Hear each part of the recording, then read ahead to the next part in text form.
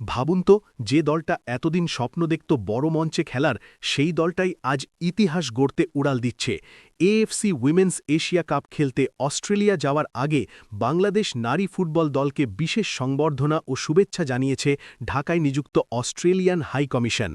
আজ মধ্যরাতে অস্ট্রেলিয়ার উদ্দেশ্যে দেশ ছাড়ছে লাল সবুজের এই সাহসী দল, যারা প্রথমবারের মতো এশিয়ার সর্বোচ্চ পর্যায়ের টুর্নামেন্টে অংশ নিতে যাচ্ছে।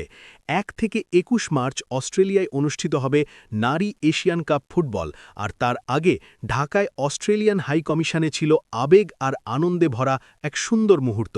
বাফুফে সভাপতি তাবিত আউয়াল, অধিনায়ক আইফেদা খন্দকার ও অস্ট্রেলিয়ান ডেপুটি হাই কমিশনার একসঙ্গে এশিয়ান কাপ থিমের কেক কাটেন। নারী ফুটবলাররা সেখানে রিকশার ছবিতে পোজ দেন, ছোট মাঠে ফুটবল খেলেন এবং উপভোগ করেন স্মরণীয় সময়। এই টুর্নামেন্টের প্রস্তুতি শুরু হয়েছে ১৪ ফেব্রুয়ারি থেকে কোচ পিটার বাটলারের অধীনে কঠোর অনুশীলনের মধ্য দিয়ে। সব মিলিয়ে এশিয়ার মঞ্চে প্রথমবার নামতে যাওয়া বাংলাদেশ নারী ফুটবল দলের সামনে এখন একটাই লক্ষ্য, নিজেদের প্রমাণ করা। ইতিহাস কি আজ নতুন গল্প লেখার অপেক্ষায়?